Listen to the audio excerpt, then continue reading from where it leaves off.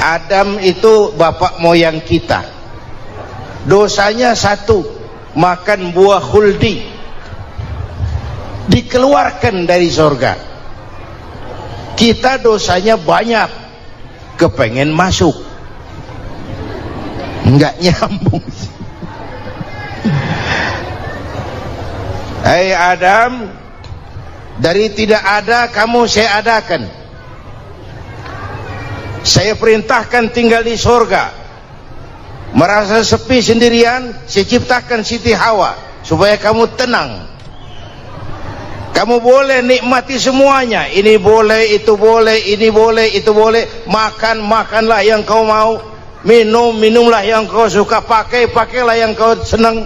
Satu yang saya minta, jangan dekati pohon khuldi. Itu kau tidak sanggup, keluar. Diusir dari surga. Sujud Nabi Adam, kata riwayat 40 tahun sujud, membaca Rabbana zalamna anfusana wa illam taghfir lana wa tarhamna lanakunanna minal. Itu namanya istighfarnya Nabi Adam. Istighfar itu kan mengucapkan astagfirullah, basmalah, membaca bismillah. Jangan kayak teman saya disuruh banyak-banyak baca istighfar, benar-benar dia baca istighfar, istighfar, istighfar. Bukan itu maksudnya. Nah, maka salah satu amalan yang sangat dianjurkan di bulan Muharram ini memperbanyak istighfar. Tidak ada orangnya yang tidak. Ayo jujur, ini yang kumpul di sini semua, ada nggak yang nggak punya dosa? Yang merasa nggak punya dosa, ayo ke depan. Ada? Tidak ada. Setiap kita, entah kecil entah besar, sengaja, terlupa, pasti mempunyai yang namanya khilaf dan salah. Dan Allah Tuhan kita bukan Tuhan pendendam. Allah Tuhan kita Tuhan yang ramah dan rahmah. Manusia, dosamu banyak, tapi ampunanku lebih banyak. Salahmu besar, rahmatku jauh lebih besar. Kau sujud di hadapanku, aku bangga melihatnya. Kau menangis di hadapanku, aku senyum melihatmu. Kau berjalan menujuku, aku berlari menyambutmu. Karena itu amalan yang sangat dianjurkan di bulan Muharram ini memperbanyak istighfar. Itu kalau istighfarnya Nabi Adam. Ada istighfarnya Nabi Yunus. Ibu kenal Nabi Yunus? Di mana kenalannya? Sok tahu. Nabi Yunus itu ketika berdakwah kepada kaumnya yang bandel, memberikan peringatan, kalau kalian tidak mau beriman akan turun azab. Kapan Yunus? Akan. Kenapa mesti akan? Sekarang aja kalau mau, saya tungguin. Kurang ajar betul ini umat. Akhirnya Nabi Nuh menghindar dengan perhitungan, kalau azab tidak turun saya sudah jauh. Meragukan janji Tuhan. Lalu naik kapal, dinaiki oleh Yunus, kapal mogok. Dicari siapa yang keroknya ini, diundi, ternyata Yunus. Sampai 3 kali diundi. Dibuanglah Yunus ke dasar laut, ditelan oleh ikan nun atas perintah Allah. Telan itu Yunus, jangan pakai dikunyah, rusak urusan. Telan saja, simpan di perutmu. Dibawa oleh ikan nun ke dasar lautan. Itu yang oleh Quran dikatakan bertemulah 3 macam kegelapan, zulumatun salas. Gelapnya tengah malam, gelapnya di dasar laut, gelapnya di dalam perut ikan. Itu namanya peteng, mbahnya gelap. Di perut ikan itulah Nabi Nuh sadar akan kesalahannya, meragukan janji Allah, meragukan janji Allah. Ia sujud di dalam perut ikan itu, membaca la ilaha illa anta subhanaka inni kuntu. Itu istighfarnya Nabi Yunus. Dibacakan istighfar begitu, ikan sakit perut pak. Di dasar laut kemana mau cari apotik? Dia naik ke permukaan, memuntahkan isi perutnya. Nabi Yunus keluar dengan selamat. Itu pun terjadi pada hari ke-10 bulan Muharram. Istighfar intinya itu. Itu amalan utama bulan Muharram, memperbanyak istighfar. Allah selamatkan Nabi Nuh dari bahtera banjir yang luar biasa, 10 Muharram. Allah selamatkan Nabi Ibrahim dari pembakaran Raja Namrus, 10 Muharram. Setelah Nabi Ibrahim itu menghancurkan berhala-berhala, Abrahat pulang mau ibadah, lihat Tuhannya berantakan, marah besar. Siapa yang menghancurkan Tuhan-Tuhan kita ini? Ada yang lapor, kami lihat Ibrahim. Tangkap. Belum ada bukti, tangkap dulu yang penting, bukti belakangan. Tangkap. Wah, dikerahkanlah aparat, tangkap Nabi Ibrahim, disidang langsung oleh Abrahat, oleh Namrus maksud saya. Ibrahim, kau yang menghancurkan berhala-berhala kami ini, Tuhan-Tuhan kami. Siapa bilang? Ada yang lapor. Saya dengar enggak semua berhala itu hancur, ada yang paling besar. Angkat tangan, saya lihat ada kampak di tangannya. Barangkali yang besar itu iseng tuh, yang kecil-kecil dikampakin. Tanya aja sama dia, kamu gila? Kenapa? Masa kami disuruh nanya berhala? Nggak bisa jawab. Nggak bisa jawab. Lah kenapa disembah? Lebih gila mana sih? Tahu nggak bisa jawab kenapa disembah? Kurang ajar kamu Ibrahim. Bakar, dibakar. Ketika Ibrahim dilempar ke kobaran api yang menggunung, Allah perintah api, ya naru kuni bardan wa salaman ala Ibrahim. Hai api, dinginlah sampean. Api Madura waktu itu, Pak. Hai api, dinginlah sampean, selamatkan Ibrahim. Api tunduk kepada perintah Allah. Ibrahim masuk ke kobaran api, selembar rambut pun tidak terbakar. Kenapa? Apinya tunduk kepada perintah Allah. Kenapa? Karena Ibrahim orang yang takut kepada Allah. Api tunduk kepada perintah Allah. Kalau kita baca ayat itu, masuk ke api, mateng. Sudah hadirin yang saya muliakan, oleh karena itu selamatnya Ibrahim dari pembakaran Raja Namrud itu pun pada 10 Muharram, Yaumul Asyura, hari ke-10 dari bulan Muharram. Imedia.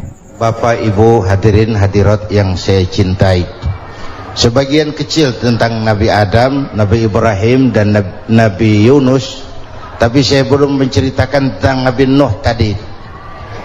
Mengulang kaji, Nabi Nuh salah seorang rasul yang masuk ulul azmi 5 besar, karena memang perjuangannya menggambarkan satu usaha yang ulet dan luar biasa. Beliau diberi umur 950 tahun, lalu berdakwah selama 900 tahun, sore, pagi, siang, malam, dapat pengikut tidak lebih 80 orang, rata-rata 10 tahun satu. Kalau saya minta berhenti aja jadi nabi, Pak. Ustadz mana masih mau buka pesantren, 10 tahun buka pesantren, yang nyantri cuma satu. Pedagang mana yang masih mau dagang, 10 tahun dagang yang beli satu. Pimpinan partai mana yang masih mau kampanye, 10 tahun buka partai, yang nyoblos satu. Bangkrut. Umatnya bandel, kurang ajar, durjana, bajingan, tengik. Umatnya Nabi Nuh ini kalau diceramahi, telinganya ditutup dengan tangannya. Nabi Nuh akhirnya rekes, Tuhan, siang malam saya berdakwah kepada umat ini, tiap kali saya sampaikan dakwahmu, mereka tutup telinganya dengan tangannya, alergi dengar ceramah. Apa itu ceramah? Non profit. Saudara-saudara, jadi mau kamu gimana, Nuh? Sudah Tuhan, habiskan saja orang kafir. Nanti kalau punya anak, anaknya pun kafir lagi. Lebih baik bapak moyangnya sikat habis. Biasanya kalau bapak kalong, anak kampret. Bapak nyolong, anak nyopet. Fotokopi gimana aslinya, hampir habiskan saja. Itu mau kamu Nuh? Iya.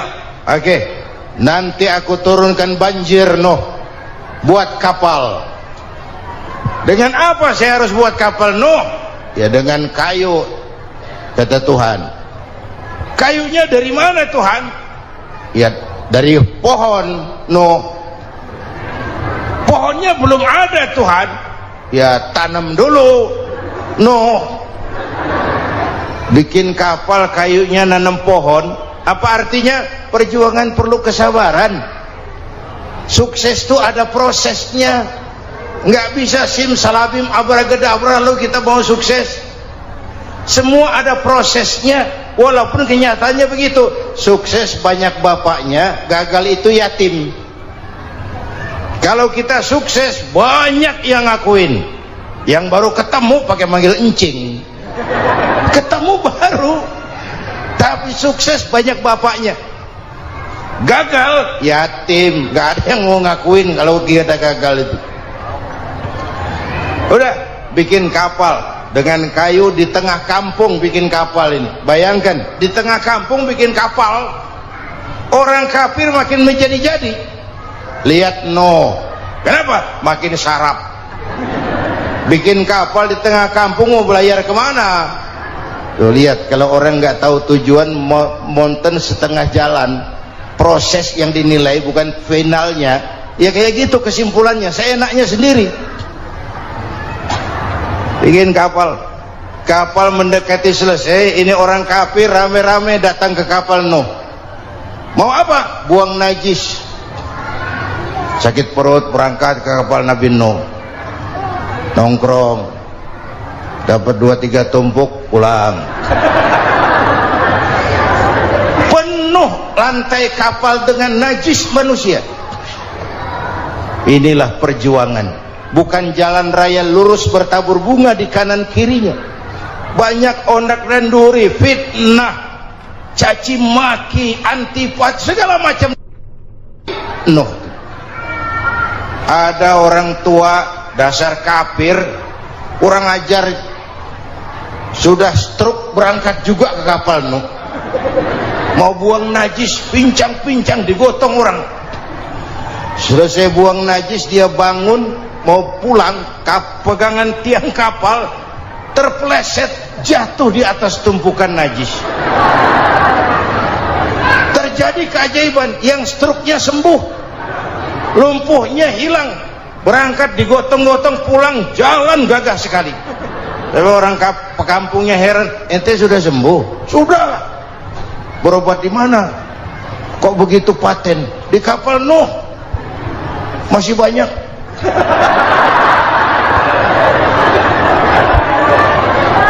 Yang berasa perlu obat bawa rantang, ambil, bersih lagi geladak kapal itu. Sudah selesai Nuh? Selesai. Oke, kau orang yang beriman bersamamu, binatang serba sepasang, naik Nabi Nuh, naik orang beriman, naik binatang serba sepasang. Ini cikal bakal penyelamatan manusia, Pak. Naiklah orang beriman, sudah naik semua, Nabi Nuh kontrol. Ini contoh buat kita, kontrol. Sudah naik semua teman-teman, sudah. Pemimpin yang baik bukan cuma terima laporan di belakang meja. Laporan itu yang mana juga bagus. Sama juga kampanye, kampanye yang mana juga merdu. Kalau saya, kalau aja yang dihitung. Pernah ada calon bupati kampanye janji, kalau saya berhasil kita akan banyak bangun jembatan di daerah kita. Tanya, Pak, nggak ada sungai di kampung kita, Pak. Dia bilang, sungainya kita bangun sekalian. Udah kadung janji, mana pula orang mau bangun sungai ini. Saudara-saudara, kontrol. Jangan cuma tunggu laporan di belakang meja, semua laporan bagus. Ya, Bu? Bu?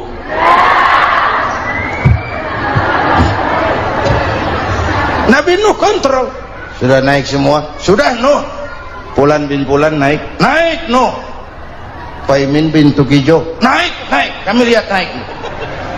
Ada orang Jawa juga, Kiai? Ada. Sudah kontrol, Kanan anak saya ikut nggak naik kapal? Kami tidak lihat itu, no. Kanan. Ini potret. Bapaknya aktif ke masjid, ibunya rajin ke majelis taklim, anaknya keleleran kemana-mana. Bukan di sini, di Prancis. Udah di sini insya Allah sama.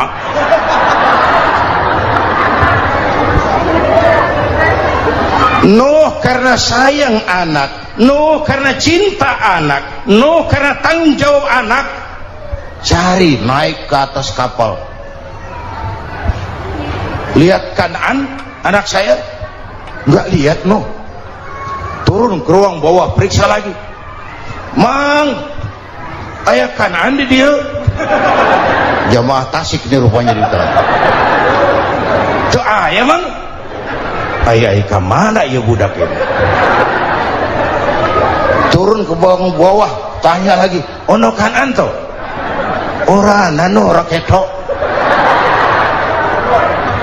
Rombongan Jawa Tengah. Naik ke atas buritan. Dari buritan kelihatan ternyata Kanan tidak ikut naik kapal, kumpul di darat bersama orang kafir. Ini potret kita sekarang.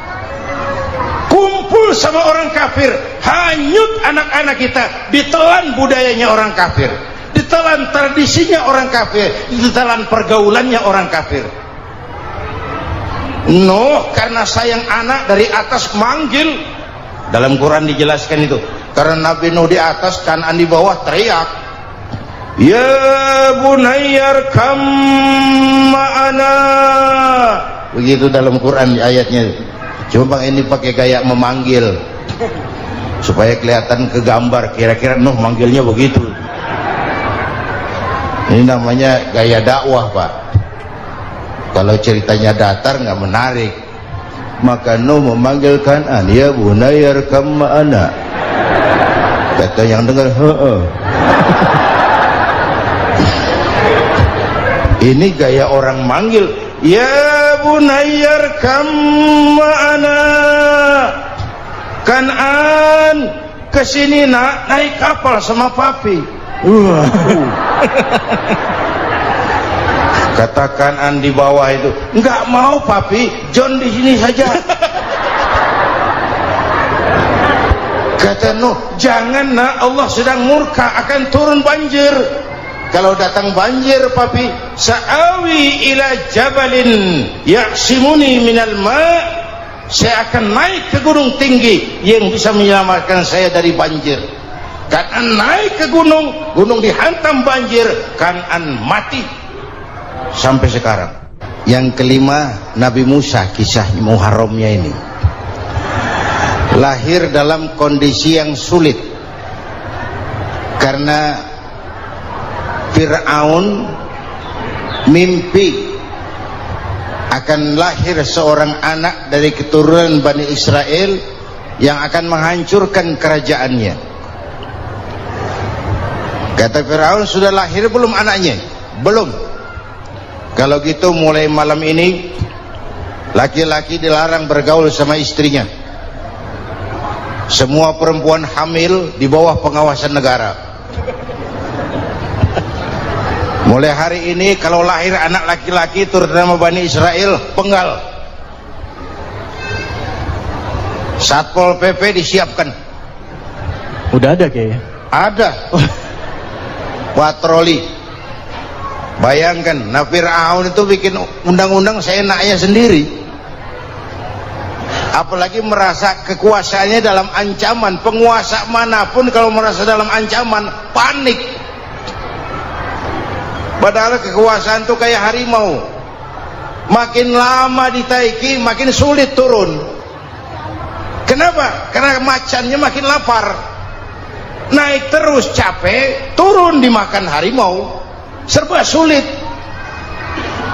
Saudara-saudara, kalau kita mau belajar dari Pak Harto, saya melihat kekurangan Pak Harto cuma satu, terlambat berhenti.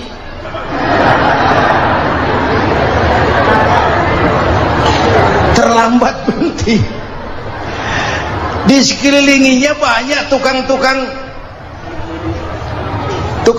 jilat, tukang-tukang semir. Pak, kalau tidak ada bapak kami bagaimana, Pak? Saudara hadirin yang saya hormati, maka sering saya ingatkan, temanmu yang sejati adalah teman yang membuat kamu jadi benar, bukan teman yang selalu membenarkan kamu. Berapa banyak pejabat-pejabat hancur karena selalu dibenarkan oleh lingkungannya. Bapak benar, Pak, Bapak bijaksana, Pak, itu tepat, Pak, benar. Buang angin pun kata kelilingnya, oh Bapak sehat. Temanmu yang sejati, teman yang bikin kamu jadi benar, bukan teman yang selalu membenarkan kamu. Bapak Ibu hadirin yang saya hormati, tapi kehendak Allah terjadi. Lahirlah Musa, bayinya dihanyutkan di sungai Nil. Bayi sudah menderita, dihanyutkan di sungai Nil, dan akhirnya besar di lingkungan istana Fir'aun. Diriwayat oleh Ratu Aisyah, perempuan Fir'aun, setelah mulai berjuang, terjadilah itu. Musa dan pengikutnya dikejar oleh Fir'aun sampai di tepi laut. Allah wahyukan, Musa, lempar tongkatmu ke laut. Dalam kondisi darurat, mukjizat tiada jalan. Kondisi darurat. Kalau tidak, mukjizat itu maunya Allah, bukan maunya Nabi. Nabi nggak kuasa, Allah yang mau. Tapi hidup Nabi bukan mukjizat, manusiawi. Tidak mentang-mentang ada mukjizat tongkat, tiap sulit main tongkat, nggak usah berjuang kalau begitu. Itu darurat menyelamatkan umat. Tongkat dilempar ke laut, laut terbelah. Laut terbelah. Itu secara visualnya bisa kita lihat dalam film The Ten Commandments. Udah nonton belum? Urusan nonton kalah sama Ustadz bagaimana sih? Ten Commandments, 10 firman Tuhan. Tekniknya bagus loh. Bagaimana laut terbelah. Musa lewat, Fir'aun mengejar. Musa sampai di ujung sana, Fir'aun masih di sama tengah perjalanan. Laut nutup kembali. Laut menutup kembali, Fir'aun tenggelam, cengap-cengap di lautan.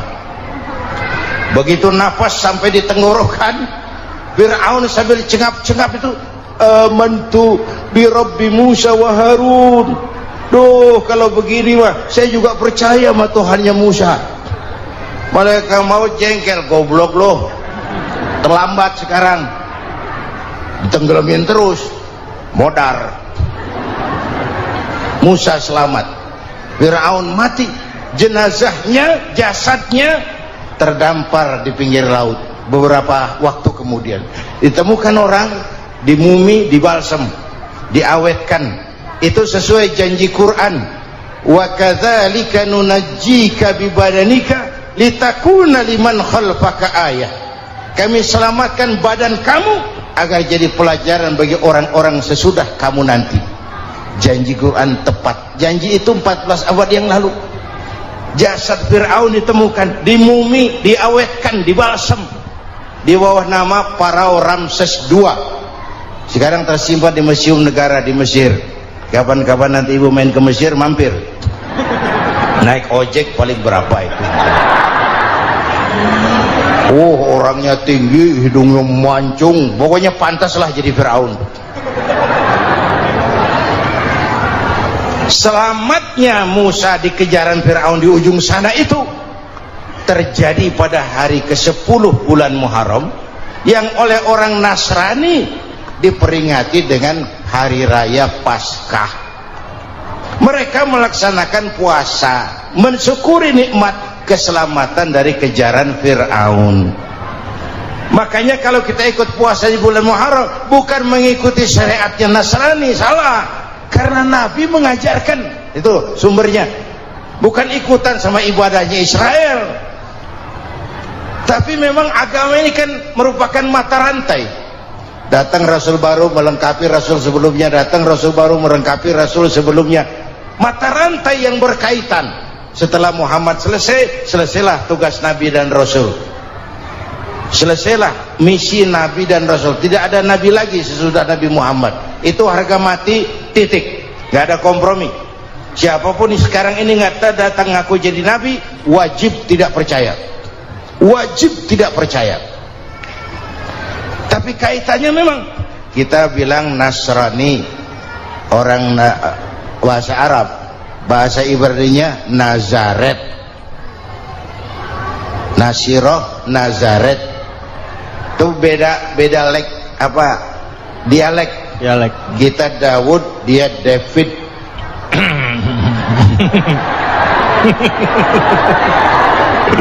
Ibrani. Kita Ali, dia Alek. Kita Sulaiman, dia Solomon. Kita Camat, dia Comot. Ini yang ngomong ini comot semua. Ini dia. Bapak dan Ibu jamaah yang saya cintai, pertanyaan pertama, hijrah qalbiyah. Ada hijrah badaniyah, hijrah fisik yang dilakukan Nabi dan sahabat dari Mekah ke Madinah. Itu hijrah badaniyah. Ada hijrah qalbiyah, hijrah hati. Dan ini yang kita perlukan sekarang, karena refleksinya akan membias kepada alur kehidupan. Kalau hati kita mau berhijrah, fisik akan ngikuti. Hijrah dari tempat, dari malas ibadah menjadi rajin ibadah. Hijrah dari maksiat kepada yang ma'ruf, dari berpecah belah menjadi bersatu. Hijrah seperti itu yang sangat kita perlukan. Apalagi masyarakat ini paternalistik. Kita harus hijrah mental sekarang ini. Maka yang disampaikan tadi benar. Seorang ketua MK siap mengundurkan diri kalau terbukti anak buahnya terlibat suap. Itu walaupun siap, tapi sudah angin segar buat rakyat, bahwa masih ada banyak insya Allah pejabat kita yang punya harga diri. Walaupun ada juga pejabat kita yang muka tembok, kulit badak, kuping kebo. Muka tembok, kulit badak, kuping kebo. Biasanya kalau kereta api tabrakan di negara-negara maju, menteri perhubungannya mundur. Di kita petugas palang pintu dipecat. Jauh sekali menteri sama petugas palang pintu. Yang benar-benar diadili yang krocok-krocok, kopral-kopral gitu. Padahal hadisnya jelas, ar-rashi wal murtashi finnar. Yang nyuap dan yang nerima suap, dua-duanya neraka. Kasus potret belakangan ini, yang nerima suap, yang diuber, yang nyuap aman, yang nyuap aman, yang korupsi pajak dikecil-kecilin, yang ngemplang pajak aman. Padahal ngemplang pajaknya triliunan, padahal dia sudah dikasih fasilitas oleh negara mengelola sumber daya alam negara yang artinya milik rakyat. Dia harus bayar pajak, uang pajaknya dikumpulkan bagi sebesar-besar kemakmuran rakyat. Itu tindakan merugikan rakyat. Karena itu betul, saya setuju, hijrah qalbi yang perlu kita lakukan sekarang. Hijrah hati. Kita ini bangsa Indonesia, seperti timnas. Timnas sekarang anak-anak muda sudah berani pakai baju PSSI. Iya. Kenapa? Menang. Coba kalau kalah terus, nanti menang. Tapi bangsa Indonesia itu memang seperti timnas, namanya kesebelasan, 11 orang. Walaupun ada pemain bintang, ya ada presiden, gubernur, menteri, itu bintang-bintang. Tapi bintang baru ada artinya kalau dibantu 10 pemain yang lain. Cristiano Ronaldo, siapa itu? Penyerang tengah Real Madrid. Wah. Bintang. Lionel Messi. Siapa lagi? Barcelona. Bercelana.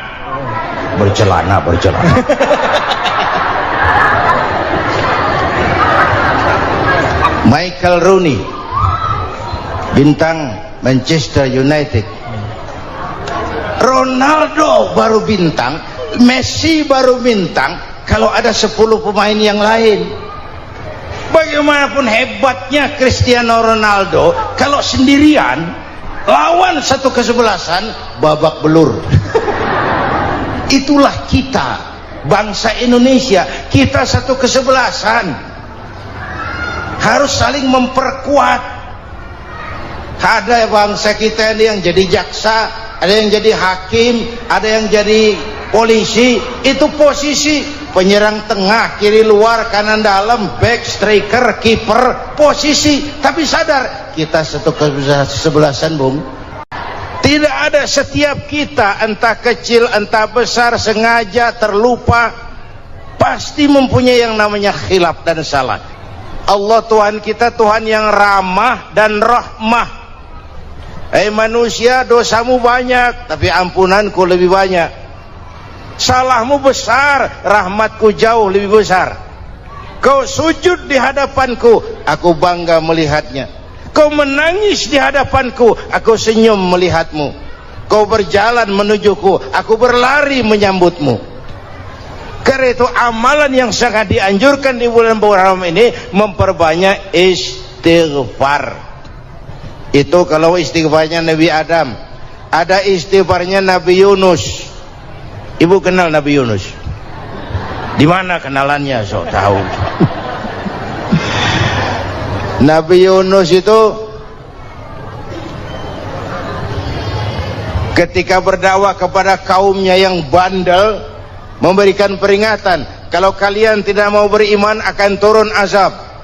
Kapan Yunus? Akan. Kenapa mesti akan? Sekarang aja kalau mau, saya tungguin. Kurang ajar betul ini umat. Akhirnya Nabi Nuh menghindar dengan perhitungan, kalau azab tidak turun saya sudah jauh. Meragukan janji Tuhan. Lalu naik kapal, dinaiki oleh Yunus, kapal mogok. Dicari siapa biang keroknya ini. Diundi, ternyata Yunus. Sampai 3 kali diundi. Dibuanglah Yunus ke dasar laut. Ditelan oleh ikan Nun atas perintah Allah. Telan itu Yunus, jangan pakai dikunyah, rusak urusan. Telan saja, simpan di perutmu. Dibawa oleh ikan Nun ke dasar lautan. Itu yang oleh Quran dikatakan bertemulah 3 macam kegelapan. Zulumatun salas, gelapnya tengah malam, gelapnya di dasar laut, gelapnya di dalam perut ikan. Itu namanya peteng, mbahnya gelap. Di perut ikan itulah Nabi Nuh sadar akan kesalahannya, meragukan janji Allah, meragukan janji Allah. Ia sujud di dalam perut ikan itu, membaca la ilaha illa anta subhanaka inni kuntu. Itu istighfarnya Nabi Yunus. Dibacakan istighfar begitu, ikan sakit perut, Pak. Di dasar laut kemana mau cari apotik? Dia naik ke permukaan, memuntahkan isi perutnya. Nabi Yunus keluar dengan selamat. Itu pun terjadi pada hari ke-10 bulan Muharram. Istighfar intinya itu. Itu amalan utama bulan Muharram, memperbanyak istighfar. Allah selamatkan Nabi Nuh dari bahtera banjir yang luar biasa 10 Muharram. Allah selamatkan Nabi Ibrahim dari pembakaran Raja Namruz 10 Muharram. Setelah Nabi Ibrahim itu menghancurkan berhala-berhala, Abrahat pulang mau ibadah, lihat Tuhannya berantakan, marah besar. Siapa yang menghancurkan Tuhan-Tuhan kita ini? Ada yang lapor, kami lihat Ibrahim. Tangkap. Belum ada bukti, tangkap dulu yang penting, bukti belakangan. Tangkap. Wah, dikerahkanlah aparat, tangkap Nabi Ibrahim. Disidang langsung oleh Abrahat, oleh Namruz maksud saya. Ibrahim, kau yang menghancurkan berhala-berhala kami ini, Tuhan-Tuhan kami. Siapa bilang? Ada yang lapor. Ah, saya dengar enggak semua berhala itu hancur. Ada yang paling besar, angkat tangan, saya lihat ada kampak di tangannya. Barangkali yang besar itu iseng tuh, yang kecil-kecil dikampakin. Tanya aja sama dia. Kamu gila? Kenapa? Masa kami disuruh nanya berhala? Nggak bisa jawab. Nggak bisa jawab. Lah kenapa disembah? Lebih gila mana sih? Tahu nggak bisa jawab kenapa disembah? Kurang ajar kamu Ibrahim. Bakar, dibakar. Ketika Ibrahim dilempar ke kobaran api yang menggunung, Allah perintah api, ya naru kuni bardan wa salaman ala Ibrahim. Hai api, dinginlah sampean. Api Madura waktu itu, Pak. Hai api, dinginlah sampean, selamatkan Ibrahim. Api tunduk kepada perintah Allah. Ibrahim masuk ke kobaran api, selembar rambut pun tidak terbakar. Kenapa? Apinya tunduk kepada perintah Allah. Kenapa? Karena Ibrahim orang yang takut kepada Allah. Api tunduk kepada perintah Allah. Kalau kita baca ayat itu, masuk ke api, mateng. Sudah hadirin yang saya muliakan, oleh karena itu selamatnya Ibrahim dari pembakaran Raja Namrud itu pun pada 10 Muharram, Yaumul Asyura, hari ke-10 dari bulan Muharram. Imedia. Bapak Ibu hadirin hadirat yang saya cintai, sebagian kecil tentang Nabi Adam, Nabi Ibrahim dan Nabi Yunus, tapi saya belum menceritakan tentang Nabi Nuh tadi. Mengulang kaji. Nabi Nuh salah seorang rasul yang masuk ulul azmi 5 besar, karena memang perjuangannya menggambarkan satu usaha yang ulet dan luar biasa. Beliau diberi umur 950 tahun, lalu berdakwah selama 900 tahun, sore, pagi, siang, malam, dapat pengikut tidak lebih 80 orang, rata-rata 10 tahun satu. Kalau saya minta berhenti aja jadi nabi, Pak. Ustadz mana masih mau buka pesantren, 10 tahun buka pesantren, yang nyantri cuma satu.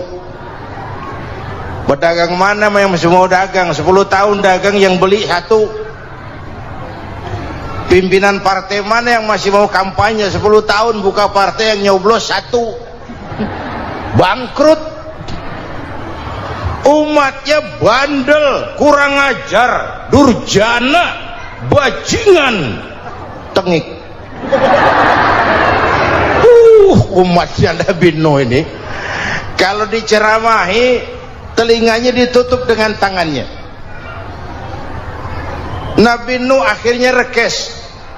Tuhan, siang malam saya berdakwah kepada umat ini, tiap kali saya sampaikan dakwahmu, mereka tutup telinganya dengan tangannya, alergi dengar ceramah. Apa itu ceramah? Non profit. Saudara-saudara, jadi mau kamu gimana, Nuh?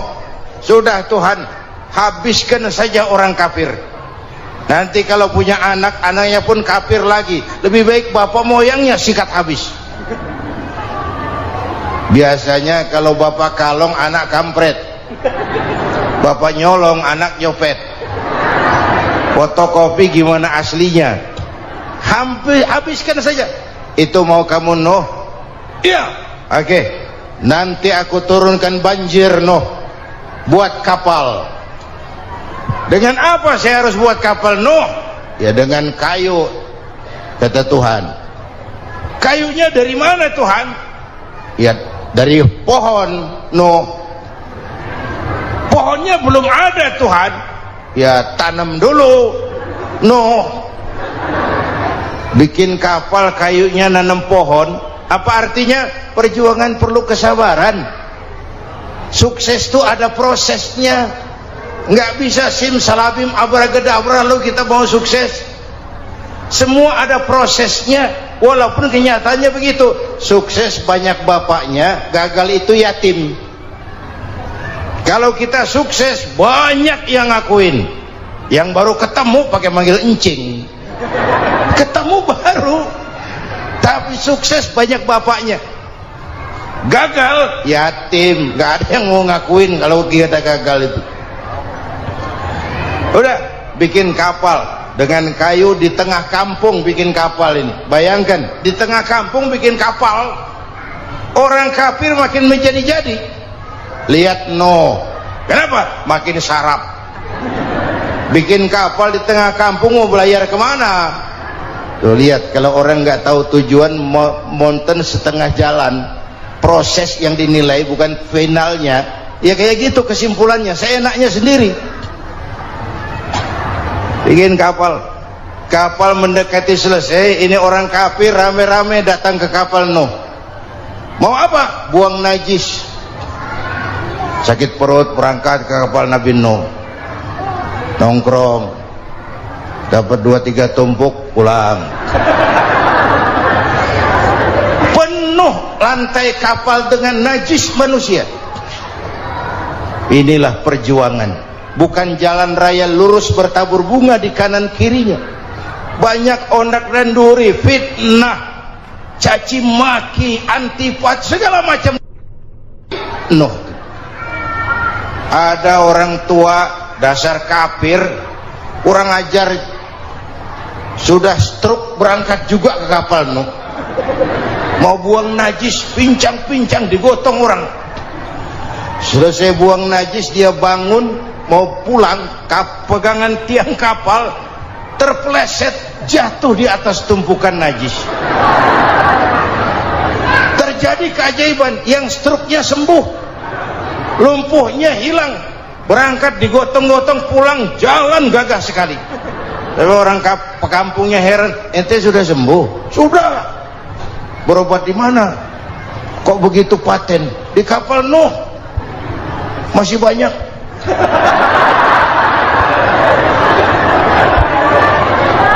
Yang berasa perlu obat bawa rantang,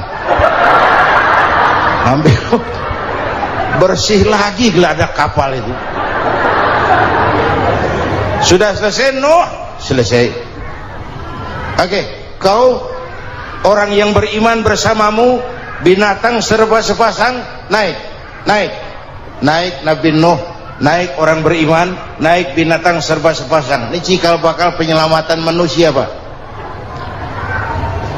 Naiklah orang beriman, sudah naik semua, Nabi Nuh kontrol. Ini contoh buat kita, kontrol. Sudah naik semua teman-teman, sudah. Pemimpin yang baik bukan cuma terima laporan di belakang meja. Laporan itu yang mana juga bagus. Sama juga kampanye, kampanye yang mana juga merdu. Kalau aja yang dihitung. Pernah ada calon bupati kampanye janji, kalau saya berhasil kita akan banyak bangun jembatan di daerah kita. Tanya, Pak, nggak ada sungai di kampung kita, Pak. Dia bilang, sungainya kita bangun sekalian. Udah kadung janji, mana pula orang mau bangun sungai itu. Saudara-saudara, kontrol. Jangan cuma tunggu laporan di belakang meja, semua laporan bagus. Ya Bu? Bu?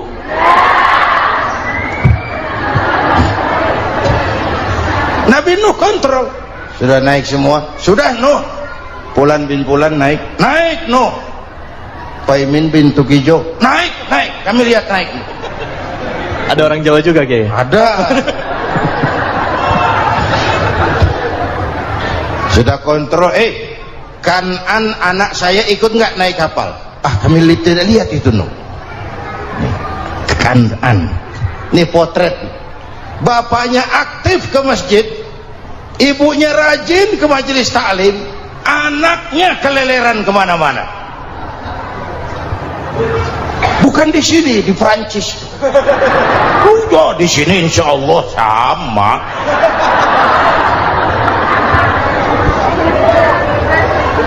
Nuh karena sayang anak, Nuh karena cinta anak, Nuh karena tanggung jawab anak, cari naik ke atas kapal. Lihat Kanaan, anak saya, nggak lihat no. Turun ke ruang bawah, periksa lagi. Mang, ayah kanan di dia. Jamaah Tasik nih rupanya di dalam. Tuh ayah mang. Ayah ke mana ya budak ini? Turun ke bawah, tanya lagi. Ono kanan tuh. Orang nano orang ketok. Rombongan Jawa Tengah naik ke atas buritan. Dari buritan kelihatan ternyata Kan'an tidak ikut naik kapal, kumpul di darat bersama orang kafir. Ini potret kita sekarang, kumpul sama orang kafir. Hanyut anak-anak kita, ditelan budayanya orang kafir, ditelan tradisinya orang kafir, ditelan pergaulannya orang kafir. Nuh karena sayang anak dari atas manggil. Dalam Quran dijelaskan itu, karena Nabi Nuh di atas, Kan'an di bawah, teriak, ya bunayyar kam ma'ana. Begitu dalam Quran ayatnya. Cuma bang ini pakai gaya memanggil supaya kelihatan kegambar, kira-kira Nuh manggilnya begitu. Ini namanya gaya dakwah pak. Kalau ceritanya datar nggak menarik.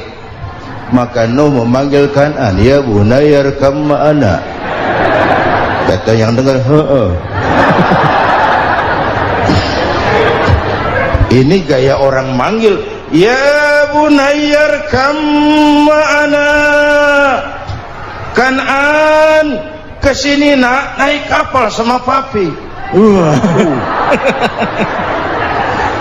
Kata Kan'an di bawah itu, enggak mau papi, John di sini saja. Kata Nuh, jangan nak, Allah sedang murka, akan turun banjir. Kalau datang banjir papi, sa'awi ila jabalin ya'simuni minal ma', saya akan naik ke gunung tinggi yang bisa menyelamatkan saya dari banjir. Kan'an naik ke gunung, gunung dihantam banjir, Kan'an mati sampai sekarang. Yang kelima, Nabi Musa, kisah Muharramnya ini lahir dalam kondisi yang sulit karena Fir'aun mimpi akan lahir seorang anak dari keturunan Bani Israel yang akan menghancurkan kerajaannya. Kata Fir'aun, sudah lahir belum anaknya? Belum. Kalau gitu mulai malam ini laki-laki dilarang bergaul sama istrinya. Semua perempuan hamil di bawah pengawasan negara. Mulai hari ini kalau lahir anak laki-laki terutama Bani Israel, penggal. Satpol PP disiapkan. Udah ada kayaknya. Ada. Patroli. Bayangkan, Fir'aun itu bikin undang-undang seenaknya sendiri. Apalagi merasa kekuasaannya dalam ancaman. Penguasa manapun kalau merasa dalam ancaman, panik. Padahal kekuasaan itu kayak harimau, makin lama ditaiki makin sulit turun. Kenapa? Karena macannya makin lapar. Naik terus capek, turun dimakan harimau, serba sulit. Saudara-saudara, kalau kita mau belajar dari Pak Harto, saya melihat kekurangan Pak Harto cuma satu, terlambat berhenti.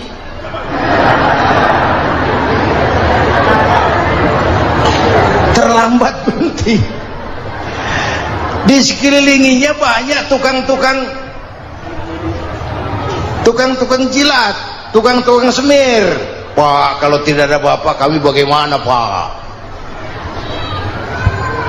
Saudara hadirin yang saya hormati, maka sering saya ingatkan, temanmu yang sejati adalah teman yang membuat kamu jadi benar, bukan teman yang selalu membenarkan kamu. Berapa banyak pejabat-pejabat hancur karena selalu dibenarkan oleh lingkungannya. Bapak benar pak, bapak bijaksana pak, itu tepat pak, benar. Buang angin pun kata kelilingnya, oh bapak sehat.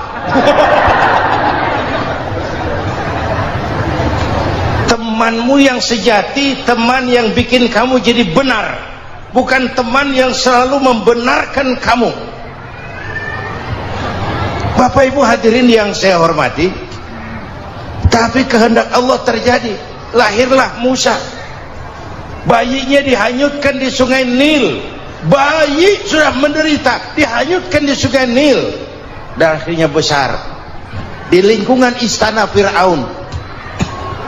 Diriwayat oleh Ratu Aisyah, perempuan Fir'aun, setelah mulai berjuang, terjadilah itu. Musa dan pengikutnya dikejar oleh Fir'aun sampai di tepi laut. Allah wahyukan, Musa, lempar tongkatmu ke laut. Dalam kondisi darurat, mukjizat tiada jalan. Kondisi darurat. Kalau tidak, mukjizat itu maunya Allah, bukan maunya Nabi. Nabi nggak kuasa, Allah yang mau. Tapi hidup Nabi bukan mukjizat, manusiawi. Tidak mentang-mentang ada mukjizat tongkat, tiap sulit main tongkat, nggak usah berjuang kalau begitu. Itu darurat menyelamatkan umat. Tongkat dilempar ke laut, laut terbelah. Laut terbelah. Itu secara visualnya bisa kita lihat dalam film The Ten Commandment. Udah nonton belum? Urusan nonton kalah sama Ustadz bagaimana sih? Ten Commandment, 10 firman Tuhan. Tekniknya bagus loh. Bagaimana laut terbelah, Musa lewat, Fir'aun mengejar. Musa sampai di ujung sana, Fir'aun masih di sama tengah perjalanan. Laut nutup kembali. Laut menutup kembali, Fir'aun tenggelam, cengap-cengap di lautan. Begitu nafas sampai di tenggorokan, Fir'aun sambil cengap-cengap itu, amantu bi Rabbi Musa wa Harun. Duh, kalau begini mah saya juga percaya sama Tuhannya Musa. Malaikat maut jengkel, goblok loh, terlambat sekarang, ditenggelamin terus, modar. Musa selamat, Fir'aun mati, jenazahnya, jasadnya terdampar di pinggir laut. Beberapa waktu kemudian ditemukan orang, dimumi, dibalsem, diawetkan. Itu sesuai janji Quran, wa kadzalika nunajjika bibadanika litakuna liman khalfaka ayah. Kami selamatkan badan kamu agar jadi pelajaran bagi orang-orang sesudah kamu nanti. Janji Quran tepat. Janji itu 14 abad yang lalu. Jasad Fir'aun ditemukan, dimumi, diawetkan, dibalsem di bawah nama Farao Ramses II. Sekarang tersimpan di Museum Negara di Mesir. Kapan-kapan nanti ibu main ke Mesir, mampir. Naik ojek paling berapa itu? Oh, orangnya tinggi, hidungnya mancung, pokoknya pantaslah jadi Fir'aun. Selamatnya Musa di kejaran Fir'aun di ujung sana itu terjadi pada hari ke-10 bulan Muharram, yang oleh orang Nasrani diperingati dengan hari raya Paskah. Mereka melaksanakan puasa, mensyukuri nikmat keselamatan dari kejaran Fir'aun. Makanya kalau kita ikut puasa di bulan Muharram, bukan mengikuti syariatnya Nasrani, salah. Karena Nabi mengajarkan, itu sumbernya, bukan ikutan sama ibadahnya Israel. Tapi memang agama ini kan merupakan mata rantai. Datang Rasul baru melengkapi Rasul sebelumnya, datang Rasul baru melengkapi Rasul sebelumnya. Mata rantai yang berkaitan. Setelah Muhammad selesai, selesailah tugas Nabi dan Rasul. Selesailah misi Nabi dan Rasul. Tidak ada Nabi lagi sesudah Nabi Muhammad. Itu harga mati, titik, nggak ada kompromi. Siapapun sekarang ini nggak datang ngaku jadi Nabi, wajib tidak percaya. Wajib tidak percaya. Tapi kaitannya memang, kita bilang Nasrani, orang bahasa Arab, bahasa Ibraninya Nazaret, Nasiroh, Nazaret. Itu beda dialek.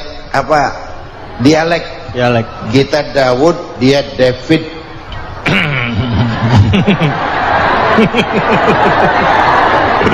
Ibrani. Kita Ali, dia Alek. Kita Sulaiman, dia Solomon. Kita Camat, dia Comot. ini yang ngomong ini comot semua. Ini dia. Bapak dan Ibu jamaah yang saya cintai, pertanyaan pertama, hijrah qalbiyah. Ada hijrah badaniyah, hijrah fisik yang dilakukan Nabi dan sahabat dari Mekah ke Madinah, itu hijrah badaniyah.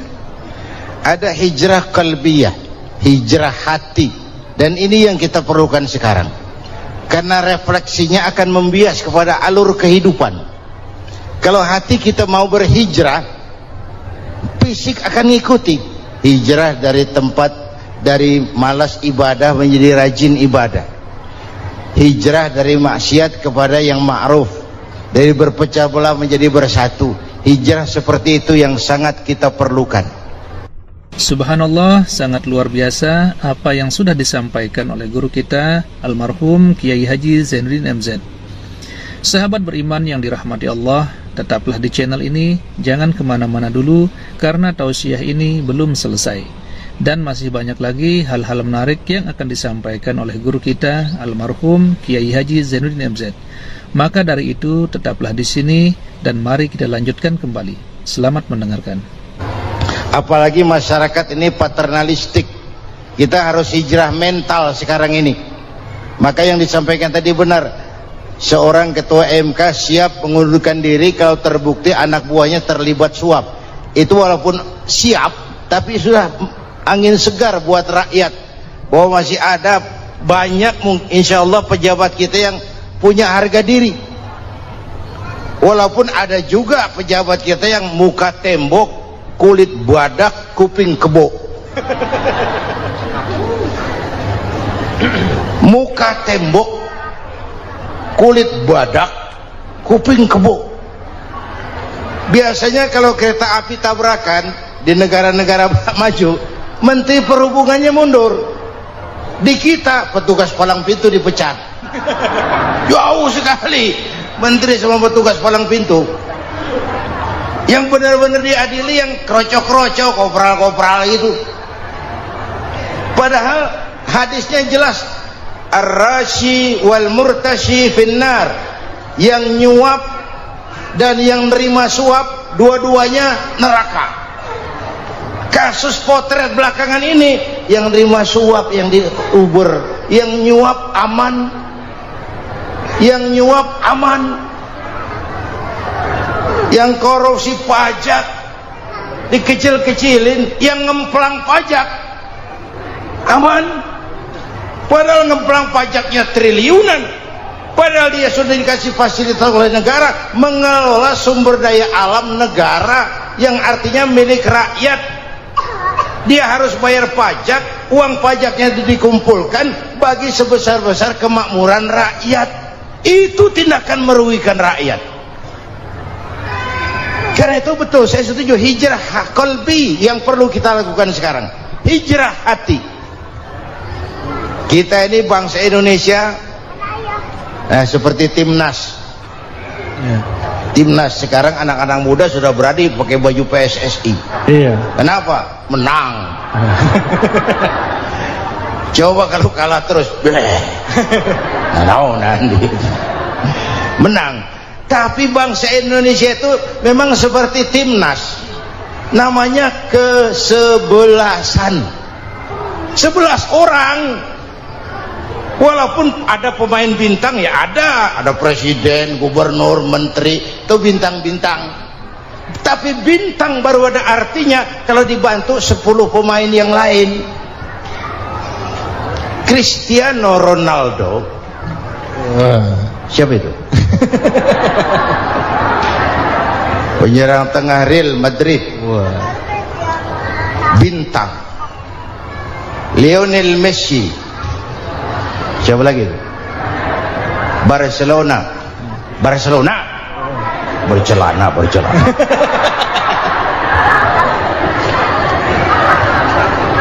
Michael Rooney, bintang Manchester United. Ronaldo baru bintang, Messi baru bintang kalau ada 10 pemain yang lain.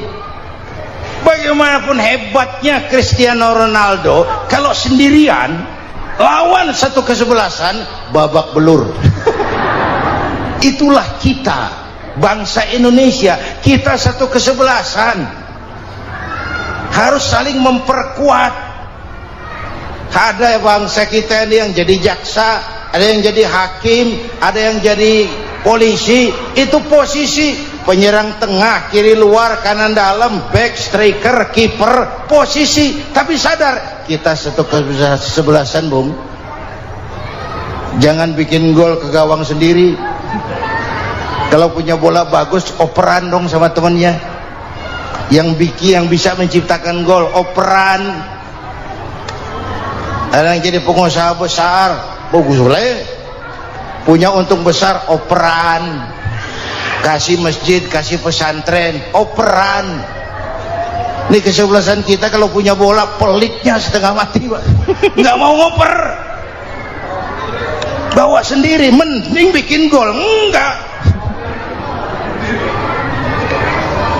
Kita ini satu kesebelasan, satu sama lain harus saling memperkuat. Bahwa ada penyerang tengah, itu si posisi. Tapi kalau memang peluang memungkinkan, ayo dong operan. Saya iri sama kesebelasan Nasrani di Indonesia. Mereka kalau punya bola, operannya cakep. Gereja cepat selesai, rumah sakit Kristen cepat selesai. Kenapa? Operannya bagus. Kita ini kalau punya bola bawa sendiri, nggak mau ngoper, maka masjid nggak selesai-selesai. Madrasah banyak yang bocor. Rumah sakit Islam kalah bersaing. Kenapa? Operannya berat. Ayo menyadari kita ini timnas, satu kesebelasan. Jangan menjegal kawan seiring, kawan sendiri dijegal.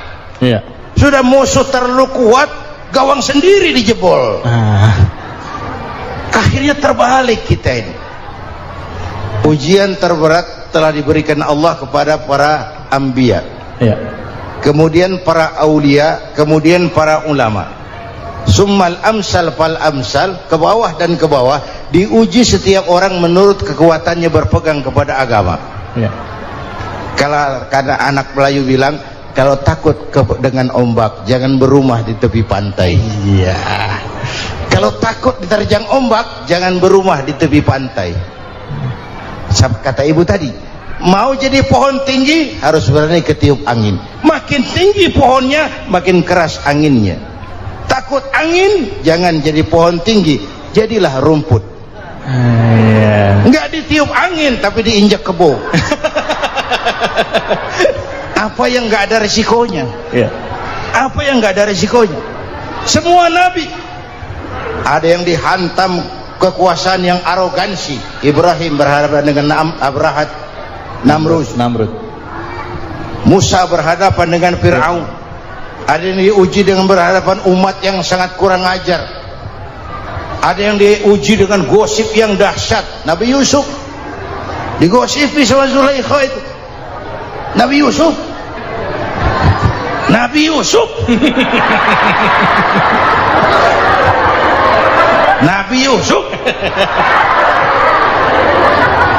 Yang namanya gosip itu kan menyebarkan keburukan orang. Kalau benar saja hukumnya ghibah. Kalau salah hukumnya fitnah. Fitnah lebih bahaya dari pembunuhan.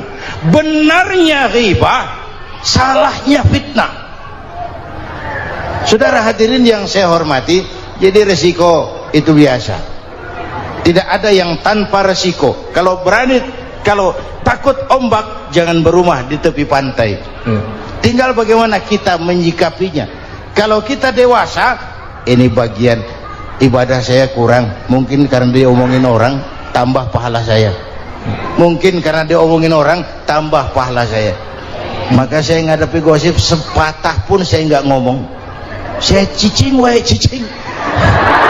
Saya percaya masyarakat tuh punya filter. Amin. Saya percaya Tuhan tuh nggak tidur.